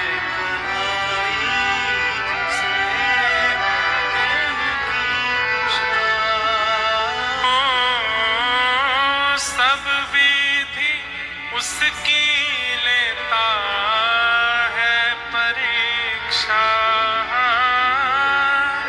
सब विधि उसकी लेता है परीक्षा। एक बात बंधुओं में कथा में कहता हूं, परीक्षा उसी की होती है जो कक्षा में बैठा होता है, जो बाहर बंक मार के घूम रहा होता है, जो अध्यापक की दृष्टि में आता ही नहीं है, उसकी परीक्षा नहीं होती। जिनके जीवन में कोई परीक्षा नहीं है, वो ऐसा ही मान लीजिए कि आप अभी प्रेम की कक्षा से बाहर बैठे हो, अध्यापक रूपी श्री कृष्ण को दिख ही नहीं रहे हो, इसलिए आपकी परीक्षा नहीं हो रही। सब कुछ बहुत स्मूथ चल रहा है, बहुत बढ़िया चल रहा है, सब कुछ बहुत व्यवस्थित चल रहा है। जब चाहते हो भोजन कर लेते हो, जितना चाहे कमा लेते हो, सब अनुकूल है, जो भोग भोगना चाहे भोग लेते हो, जो पाना चाहो पा लेते हो, कोई रुकावट नहीं आती, कोई व्यवधान नहीं आता, कोई परीक्षा जीवन में नहीं आती। तो इसका मतलब विद्यालय से बाहर हो। जिस दिन विद्यालय में प्रवेश करोगे, अध्यापक की दृष्टि में आओगे, तो अध्यापक तो परीक्षा लेता है। जिनके जीवन में परीक्षाएं आती हैं, वो सौभाग्य मानिए अपना, श्री कृष्ण देख रहे हैं, इसीलिए परीक्षा आती है। ठाकुर जी की दृष्टि है, इसीलिए जीवन में संकट आ जाते हैं। बस घबराइएगा नहीं, परीक्षा पत्र को लीजिए, अपने गुरुदेव का स्मरण कीजिए, और गुरुदेव ने जो जो सिखाया, जो जो पढ़ाया, जो जो सुनाया है अपने वचनों से, उनका स्मरण करके भर दीजिए उस परीक्षा के पत्र को। उस परीक्षा की घड़ी को पार कर लीजिए अपने गुरु के वचनामृतों को स्मरण करके। क्या होता है जब अध्यापक परीक्षा लेता है और परीक्षा अच्छे से पास कर देता है बालक, अध्यापक उसको समीप बुलाता है, बहुत प्रसन्न होकर के उसकी पीठ थपथपाता है, कभी कभी हृदय से भी लगाता है। ऐसे ही ठाकुर जी परीक्षा लेते हैं। जो व्यक्ति अपने गुरु स्मरण करके, गुरु वचनामृतों को याद करके उस परीक्षा से निकल जाता है, उस जीवन की घड़ी को पार कर लेता है, ठाकुर जी हृदय से लगा लेते हैं, वाह मैं तोते बहुत प्रसन्न हूं, मैं तोते बहुत सुखी हूं। देता है कन्हाई जिसे प्रेम की दशा, देता है कन्हाई जिसे प्रेम की दशा। ओ सब विधि उसकी लेता है परीक्षा, सब विधि उसकी लेता है परीक्षा। कभी निकट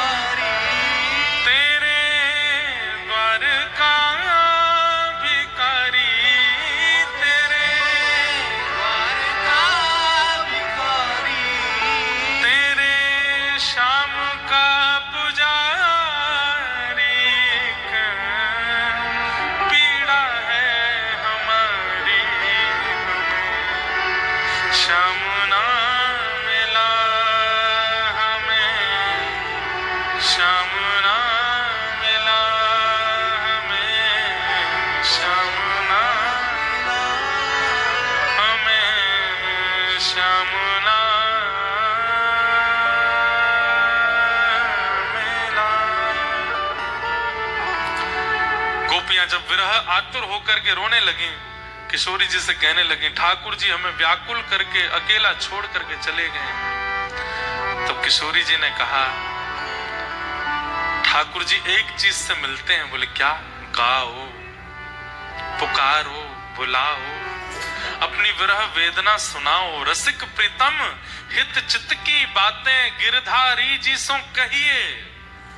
अपने हित की बातें, अपने मन की बातें कहो, ठाकुर जी से गा करके सुनाओ, उसी से मिलते हैं ठाकुर जी। गोपियां गाने लगी, हा नाथ रमण प्रेष्ठ क्वासी क्वासी महाभुज दास्यास्ते कृपणायामे सखे दर्शन सन्निधम। जैसे ही कहा हा नाथ, उसी समय गोपीनाथ प्रभु प्रकट हो गए। जैसे ही कहा रमण, राधा रमण लाल प्रकट हो गए। जैसे ही कहा प्रेष्ठ, प्रेष्ठ कहते हैं वल्लभ को, श्री राधा वल्लभ जी प्रकट हो गए। जैसे ही कहा महाभुज, तभी बिहारी जी प्रकट हो गए। बंधुओं, ये प्रकट स्वामी श्री हरदास जी ने कलयुग में किए, हितवंश महाप्रभु ने कलयुग में किए, ये विराजमान वज्रनाभ ने कलिकाल में, कलिकाल के प्रारंभ में किए हैं गोपीनाथ जी। पर गोपाल भट्ट गोस्वामी जी ने राधा रमण जी प्रकट किए, पर वास्तव में गोपियां ही इनको प्रकट कर चुकी हैं द्वापर में। हा नाथ कह करके गोपीनाथ, रमण कह करके राधा रमण, प्रेष्ठ कह करके राधा वल्लभ और महाभुज कह करके, या तो कई बांके बिहारी कहते हैं, कई गोविंद देव कहते हैं, पर जो भाव हो, ये पूर्व में गोपियां इनको बुला चुकी हैं, पुकार चुकी हैं। और इसके बाद गोपी गीत गाया, गोपियों ने अपना विरह वेदना गाई है। जयति तेधिकम जन्मना व्रज श्रयत निरा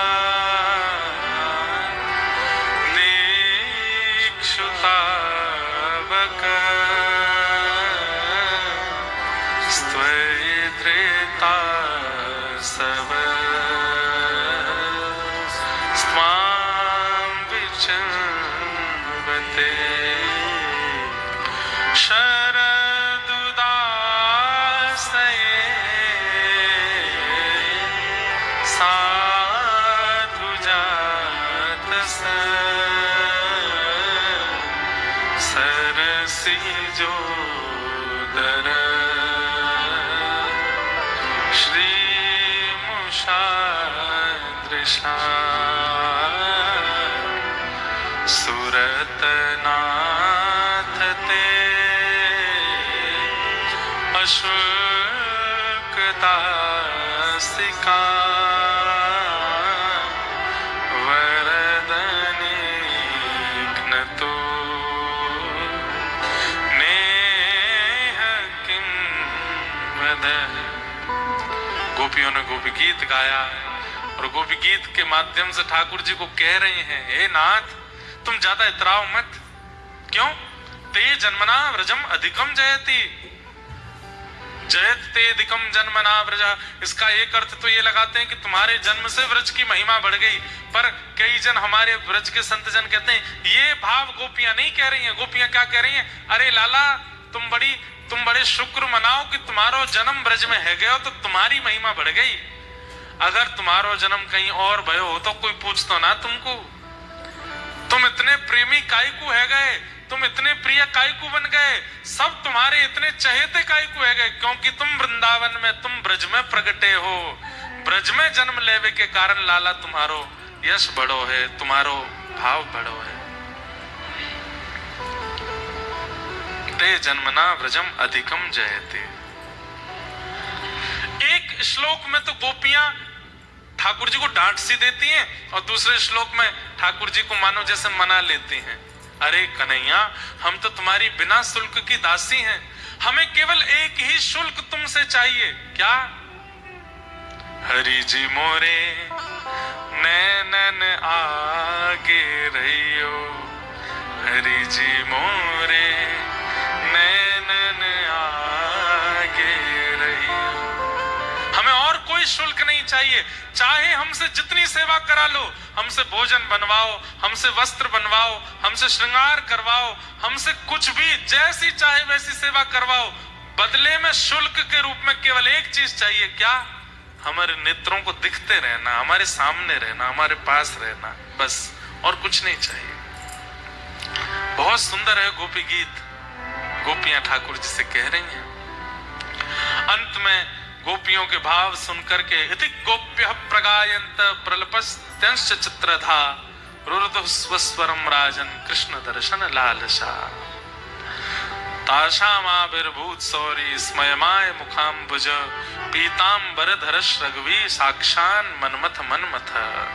ठाकुर जी प्रकट हो गए और भगवान ने फिर गोपियों के प्रेम भाव को स्वीकार किया। गोपियां बोली, आप गए क्यों थे? जब आना था दोबारा तो ठाकुर जी बोले, आप सबको मान हो गया था, उस मान का हनन करने गया था, उस मान को नष्ट करने गया था। मतलब एक बात सिद्ध होती है, हम कितनी सेवा कर रहे हैं, कितना 56 भोग लगाते हैं, कितनी कथा करा रहे हैं, कितनी पोशाक पहना रहे हैं, ठाकुर जी प्रकट क्यों नहीं हो रहे? अभी भी शायद मान है चित्त में। जिस दिन वो मान नष्ट हो जाएगा, ठाकुर जी प्रकट हो जाएंगे।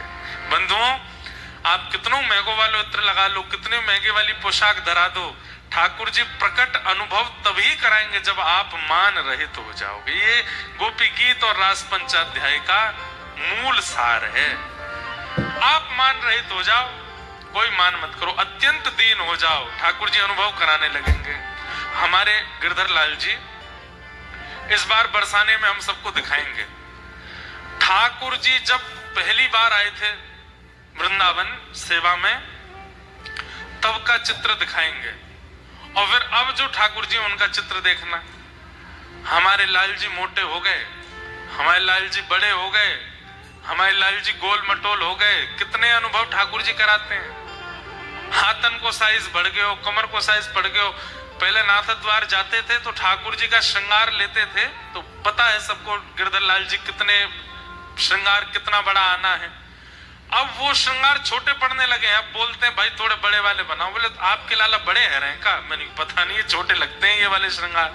अब बड़े हो गए ठाकुर जी। ये अनुभव कैसे कराते हैं ठाकुर जी? जब आप मान रहित हो जाते हो। कभी कभी हमें भी मान हो जाता है, तो बड़े श्रृंगार जो ठाकुर जी के लिए है ना, वो और बड़े लगते हैं ठाकुर जी पर। ठाकुर जी छोटे हो जाते हैं, तो समझ में आ जाता है मान हुआ है इसलिए ठाकुर जी छोटे हो गए। ऐसे हमारे लाल जी। अनुभव अगर ठाकुर जी की लीला का करना है तो मान रहित होना पड़ेगा, दीन बनना पड़ेगा, दैन्य चित्त में लाना पड़ेगा, तभी अनुभव हो सकता है, नहीं तो अनुभव ठाकुर जी का नहीं होगा। जैसे ही गोपियां मान रहित हुई, ठाकुर जी ने जितनी गोपी थी उतने रूप धारण कर लिए, और अब वृंदावन में महारास हुआ। राधा नाचे, कृष्ण नाचे, नाचे गोपी जन। राधा नाचे, कृष्ण नाचे, नाचे गोपी जन। राधा नाचे, कृष्ण नाचे, नाचे गोपी जन। राधा नाचे, कृष्ण नाचे, नाचे गोपी जन। क्योंकि मन मेरा बन गया सखी रे पावन वृंदावन हो। मेरा बन गया सखी रे पावन वृंदावन हो। मन मेरा बन गया सखी रे पावन वृंदावन हो। मेरा बन गया सखी रे पावन वृंदावन हो। राधा नाचे, कृष्ण नाचे, नाचे गोपी जन। राधा नाचे, कृष्ण नाचे, नाचे गोपी जन। ओ राधा नाचे, कृष्ण नाचे, नाचे गोपी जन। राधा नाचे, कृष्ण नाचे, नाचे गोपी जन। क्योंकि मन मेरा बन गया सखी रे पावन वृंदावन हो। मेरा बन गया सखी रे पावन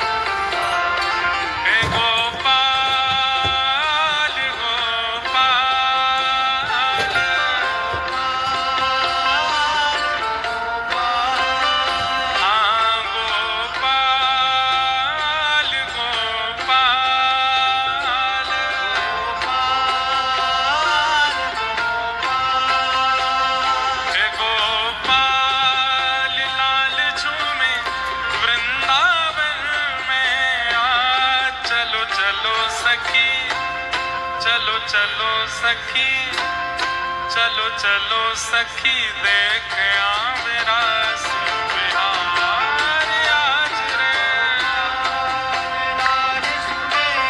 वृंदावन में आज चलो सखी, आई चलो सखी देख आवे रास बिहार। गोपाल लाल झूमे वृंदावन में आज चलो चलो सखी, हाँ चलो चलो सखी देख आवे रास बिहार आज रे। लाल लाल झूले वृंदावन में आज चलो सखी, हरी चलो सखी देख आवे। बोलो रास रासेश्वर भगवान की।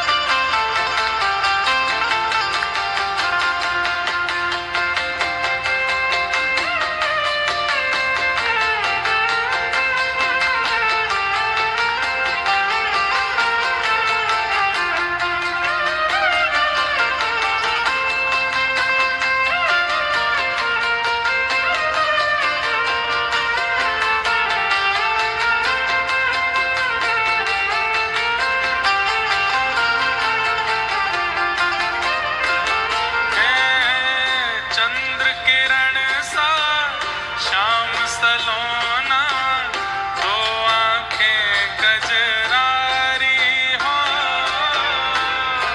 किरण सा श्याम सलोना, दो आंखें कजरारी। ओ चंद्र किरण सा श्याम सलोना, दो आंखें कजरारी। चंद्र किरण सा श्याम सलोना, दो आंखें कजरारी। ओ ठुमक ठुमक नाचे गोपियन के संग, जग का पालनहारी। नाचे गोपियन के संग, जग का पालनहारी।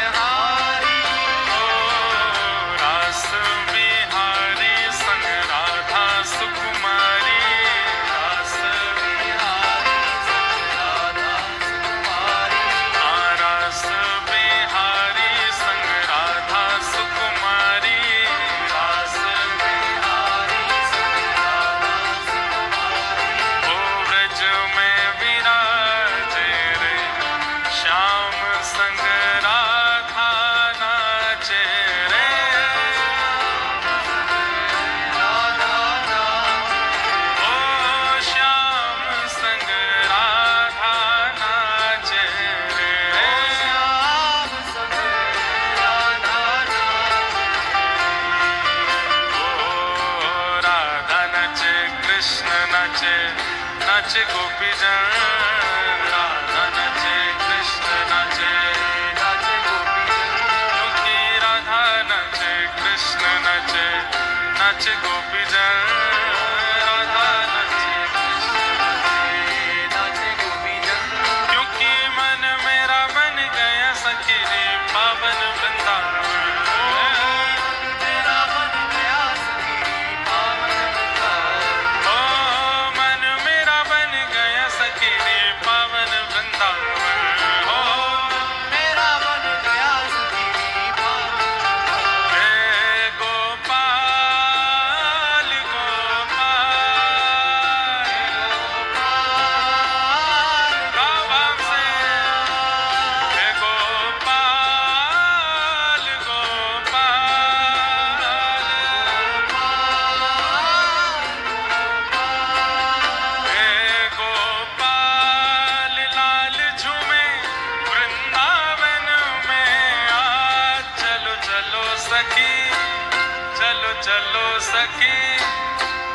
चलो सखी देख आ मेरा